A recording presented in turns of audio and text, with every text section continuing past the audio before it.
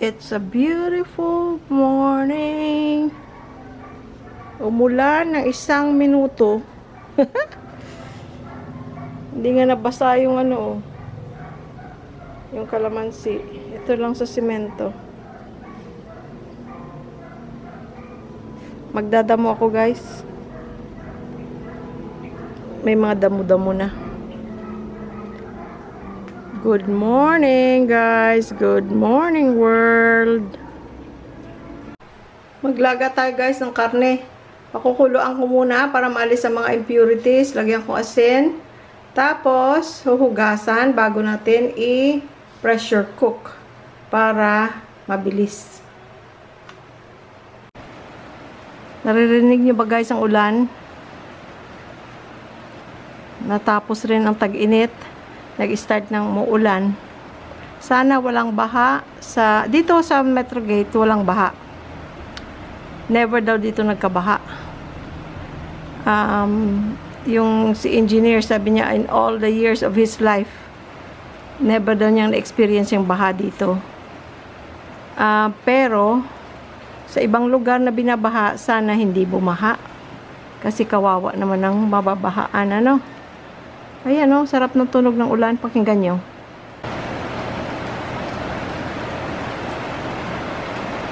Pero sa sobrang liit ng ulan, siguro hindi makita masyado na umuulan. Sana lalakas pa ng konti para madiligan ang mga tanim.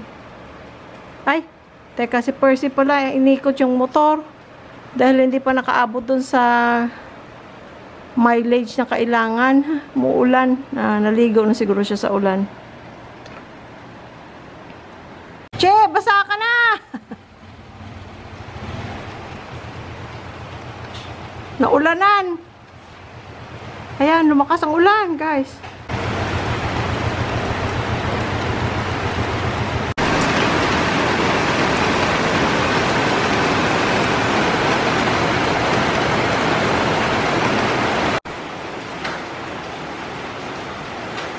Sarap ng tunog ng ulan.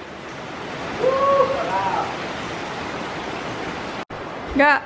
Maliligo ako sa ula. Sorry. Good morning, world. Maliligo ka sa ulan. Tingnan mo muna kung lalakas pa. Tulad ko minsan, maliligo sana ako, guys. Alam nyo nangyari yung minto. Magkakape na lang ako dito. Ayan, no? Ay, ang ganda ng ulan. Magkakape na lang ako dito. Coffee, please. Hold on. Okay. Ay, sarap ng ulan. First na araw na umulan na daytime, no? Yeah. Please. Ha? Coffee, please. Okay. Ito, guys. Ito sinasabi ko. Ito gusto kong enjoyin. Pero pagka yung talagang bagyo na, yun naman ang nakakatakot yata. Oo nga. Hindi, pero at least, you know, doon kasi, pagka umulan ng malakas, wala, talaga nasa bahay ka lang, nakakulong ka lang. I mean, hindi ka tulad dito, pwede ka maligo. Yung gano'n, di ba? One time, maliligo ako talaga. Kasi kaliligo ko lang.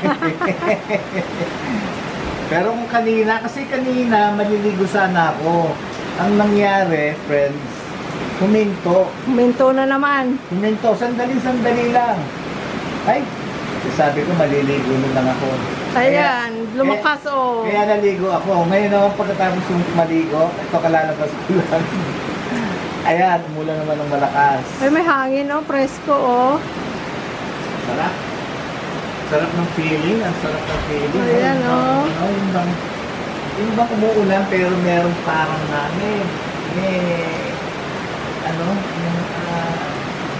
memories na maganda, dati ka nandito. Nostalgic. Yes, It's nostalgic. Yes. Your nostalgia.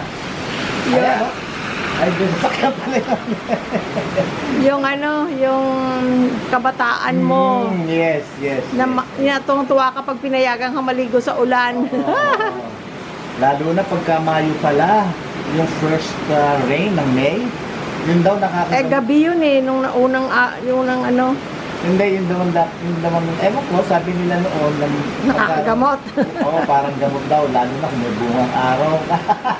I don't know, yung mga ganun, di ba? Yung first strain of May, yun. Para raw nakakagamot. Ewan ko, ano pagkakalihin? Teka, ano pala pakakainin natin? Maglalaga ako for lunch. Pero for the morning, Tinapay? ha? Okay, tinapay tayo. Breakfast? Pwede rin. Sige ko akong kape. Ito na, paalis na ang init. Dahil kasi padating naman ang ulan. You know? Kaya, sinabi naman nila yun although hindi naman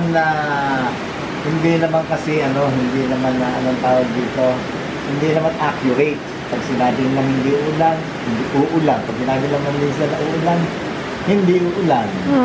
Yung ganon. Katulad last week, ang sabi, supposedly, isang linggo, sabi mo, di ba, mag-uulan? Pero may mga araw na hindi umulan. Saka sa hapon, saka sandali lang. Yeah. Yun. Kaya, sarap ng feeling talaga. Mga bata pa kayo, no? Nagkakabulan kayo dyan, sa ilan? Lumakas, oh. So, Gagawa lang akong kape. sige guys, magkakape muna tayo dito, ha? At thank you so much lang ba? Thank you.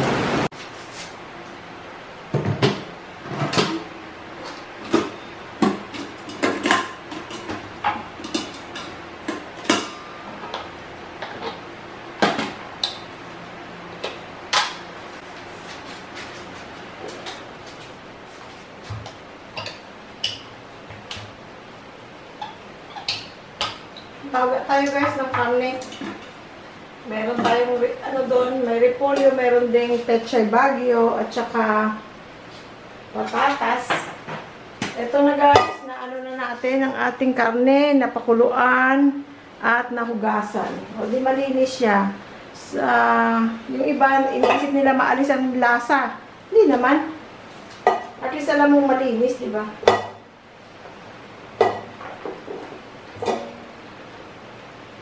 Alisin mo man niya, itry mo alisin ang lasa ng karne, hindi yan maaalis. Ayan, lagyan natin ng sibuyas.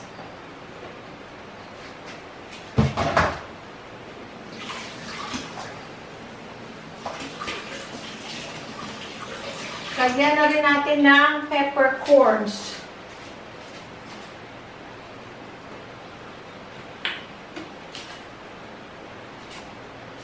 Doon ba kinakain niya ito? Gustong-gusto niya.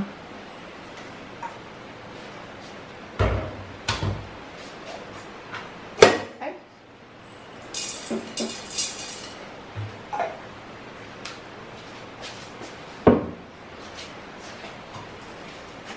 Lagyan ng tubig. Pag nagpapakulo sa pressure cooker, huwag niyong damihan masyado ang sabaw kasi yun na yun, hindi na yun mababawasan. Hindi kasi siya nag-evaporate. Diba? Pwede mo naman lagyan mamaya ng konti kung gusto niyo. Ayan o. Make sure na hindi basa yung puwet niya. Lagay natin dyan. Sa mga gusto maglaga na hindi sa pressure cooker, mabuti din yun, kaya lang, I'm trying to save the gasol.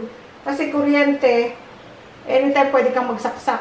Gasol, bibilin mo pa, magpapadeliver ka pa. Tsaka mabilis kung nagmamadali ka.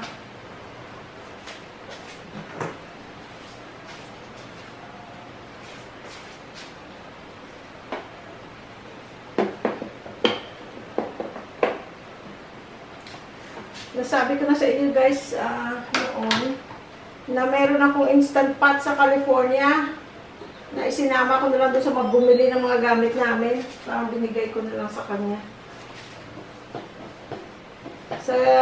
Gusto ko yung instant pot. Kaya naghanap ako dito ng instant pot na 220. Meron sa Lazada. Same price lang sa ano? Sa Amazon. O di, okay na siya. Pressure cook. Bawas-bawasan natin ang ano. Pwede naman tayo magdagdag mamaya.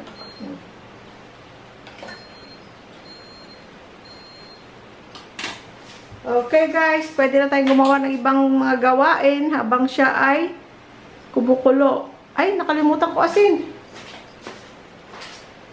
Teka, lagyan natin ng asin. Asin.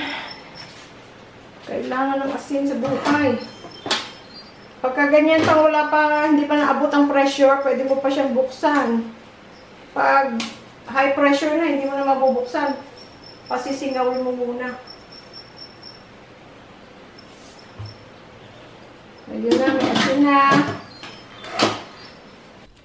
Guys, gawa tayo ng yema, pero maraming mani. Ito mga 2 cups na mani ito.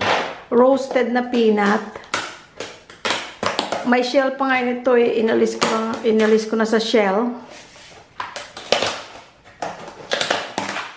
Tapos, ube na kondensada. Pwede rin yung regular na kondensada. Ngayon ito pwede mong dikdikin or kung meron kang pang tawag dito? Chop, pang chop. Yun, chop mo. Para hindi ka mahirapan. Pero pwede rin dikdikin mo. No problem. Kung anong madali sa'yo.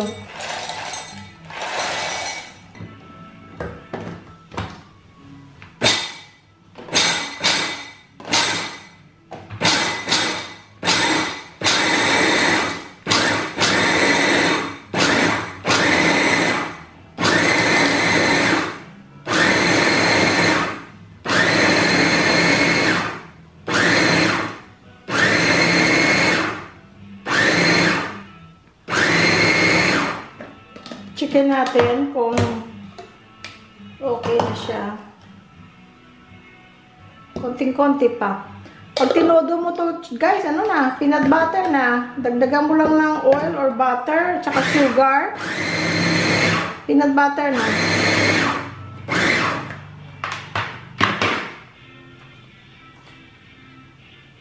Pwede na yan, pwede na. Wala na siya, oh. Madali lang to, guys. Nakita ko lang to sa Facebook.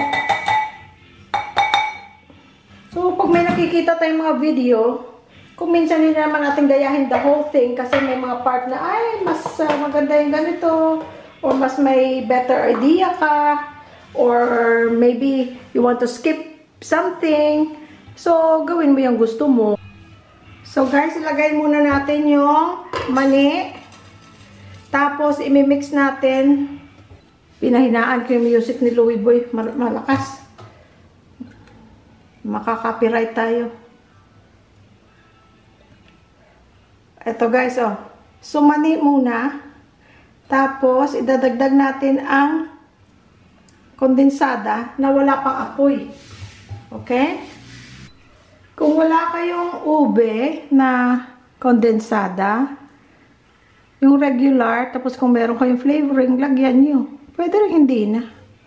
Maganda lang yung kulay ng ube. Tsaka syempre may ibang flavor. But it's okay. Ako pag wala, hindi na ako naghahanap. Pero nung pumunta kami sa SM kailan ba yung kahapon ba o na isang araw, meron silang ube. Bumili ako sa Pure Gold. Doon dito malapit sa amin, walang ube. Naubusan siguro. So, wala. Pero, nung napunta ko SM, may nadaanan ako. O, di, very good. Ayan, guys. Pahaluin mo yan habang wala pang apoy. Nilipat ko pala dito sa kaldero dahil kasi kung frying pan,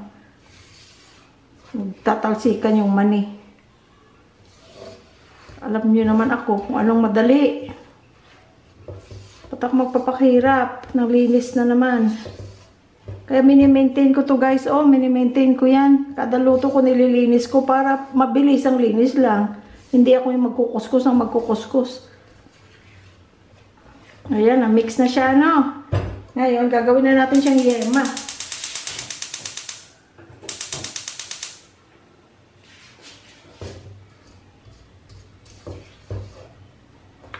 Tapos, imo-mold natin siya mamaya.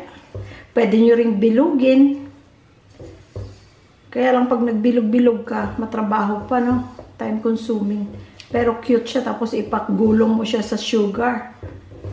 O, lalong tumamis. Ito naman, guys, nakakatuwaan ko lang magluto-luto. Pag may nakita ko sa Facebook or sa YouTube, ginagaya ko. Nakakatuwaan ko lang kahit hindi ko naman makain ito dahil kasi nga matamis. Titikman ko lang kung ano lasa. Tapos, pamigay mo na. At least, oh, yung ano mo, yung gusto mong makapagawa, mag-try ng luto ng kung ano-ano, nagawa mo. Ngayon, di mo makain dahil sa health or sa anumang reason, pamigay nyo.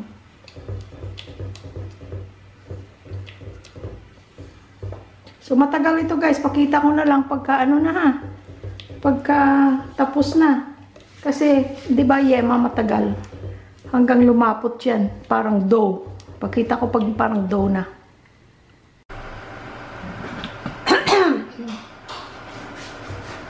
Ayan guys. Ano na, lumalapot na. Pero hindi pa yan tapos. Kailangan talagang parang ano siya. Parang play-doh. Nilagyan ko pala guys ng ano, Anchor na spreadable. Ay, ito. Anchor na spreadable. Meron may margarine, butter. Pwede. Pero kahit wala, pwede rin. Dahil kasi ang mani, medyo mamantika na rin yun pag dinurog nyo. Tsaka non-stick lang iluto para hindi ka mahirapan.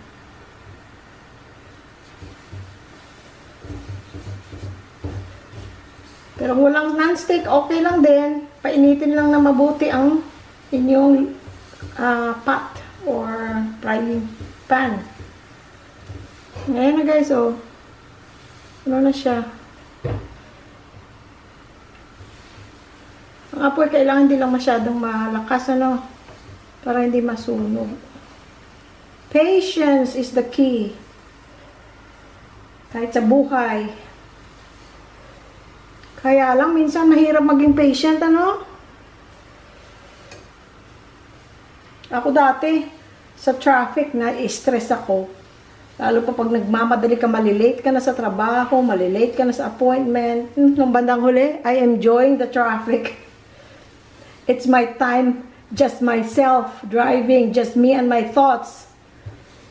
And sometimes, nakausap ko ang Diyos. Kahit malakas pa, walang nakakarinig, ikaw lang mag-isa sa kotse, di ba? That's what I used to do nung pag nagda-drive ako sa papuntang trabaho because my job was 39 miles away from home one way. It used to be 49 miles. Pero nung nagbukas ang Kaiser ng bagong hospital, nung 2011, I was one of the charge nurses na nag-open ng hospital. It was an experience. You know, in your nursing career, kailan lang mangyayari yun na magbubukas ka, ikaw part ng nag-pioneer na magbukas ng isang hospital. Ayan na guys, oh. Yan na. Diba? Konting-konti pa. Kikita nyo ba? Ayan na siya, oh. Oh. Hindi na siya masyadong basa. Konti pa. I miss my work, but more so, I miss my work family. Kasi sa mga araw na nagtatrabaho ka, like for example, in my case, I'm speaking for myself. On the days I work 12-hour shifts. And then, hindi naman yun exactong 12 hours kasi ang trabaho ko is dealing with lives. Hindi ka pwedeng basta-basta lang, oh, 12 hours ako, uwi na ako. Minsan may nangyayari at the change of shift. You cannot just leave. You know? May emergencies, lalo pa yun lagi nangyayari. Sa change of shift, ang mga emergencies, kung ano-ano pa man. So, and then the last, let's see, from 2015 until I retired, ibang, nasa urgent care na ako, clinic, ano. So, we were open 9 to 9.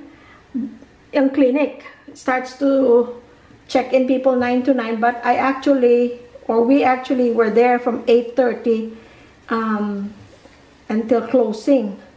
Kung 9 to 9:30 ka, yan, minsan alas 10 na dahil marami pang pasyente because hanggang bukas ang 9 o'clock ang official na hours of operation. We take patients.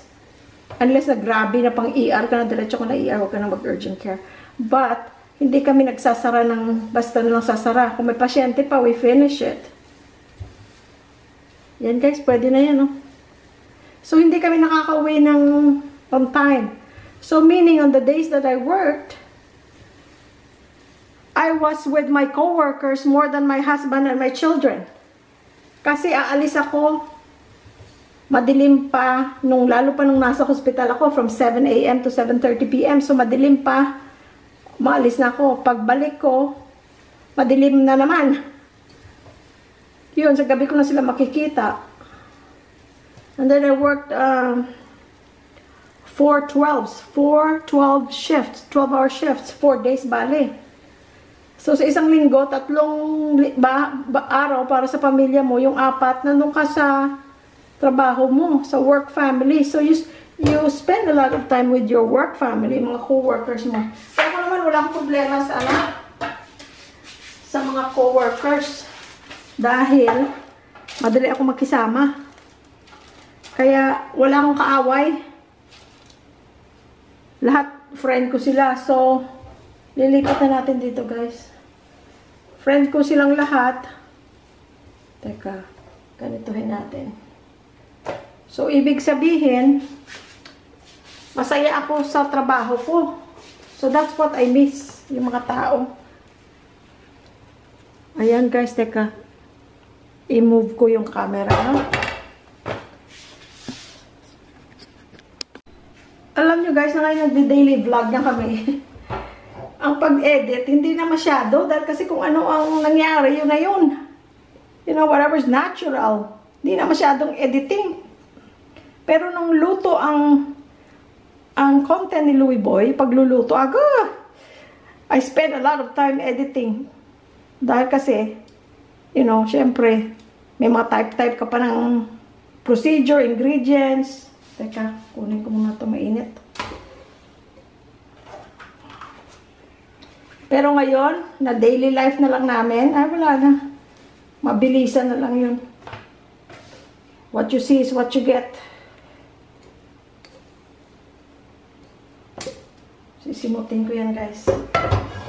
Sisimutin.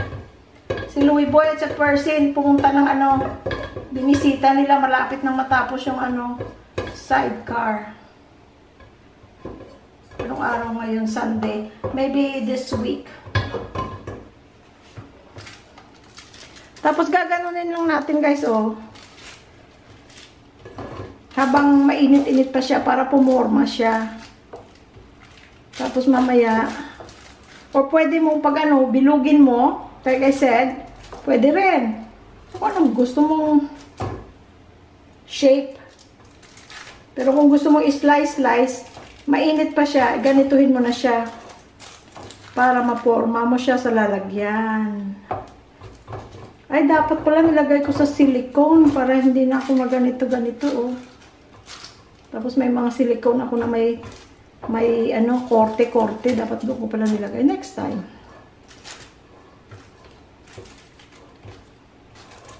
Ayan na, guys.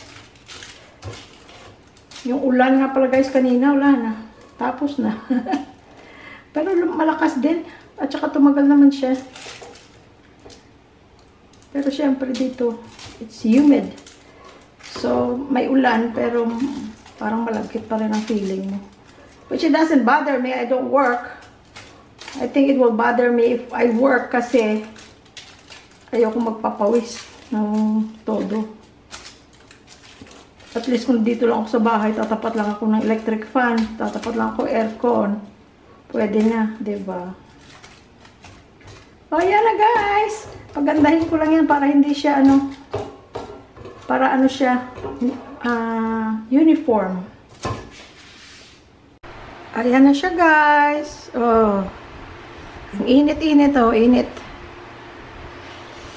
Pagka malamig na siya, nag-set na siya, hindi na siya didikit-dikit, pwede mong slicein sa kung anong size na gusto mo. Pero mas mabuti kung maliliit kasi matamis siya eh. Nakakaumay naman pag masyadong malaki. Tapos, kung nagne-negosyo ka, pwede mo rin itong inegosyo. Hindi ko lang alam ang mga costing.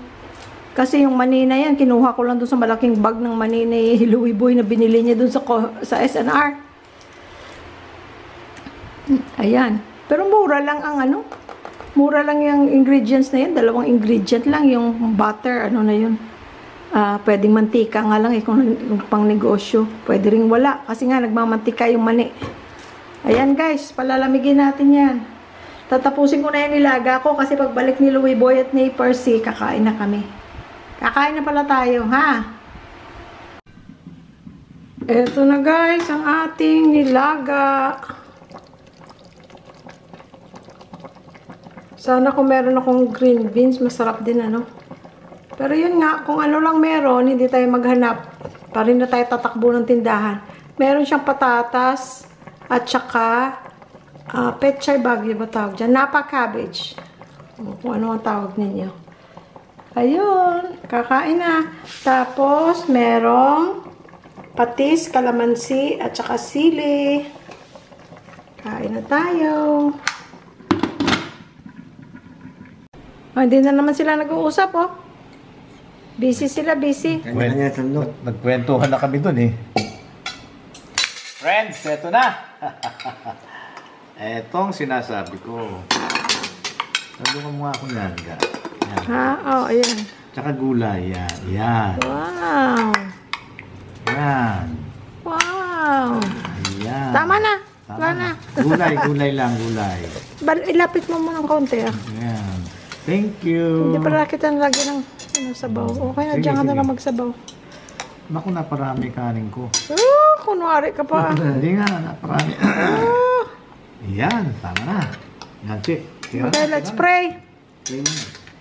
Salamat, Jesus, for all the blessings. Thank you, Lord, for this food. Give us good health and strength. Please bless everybody watching this, those who are in need, those who have problems, those who are sick. Heal them with your healing hands. Touch them with your healing hands.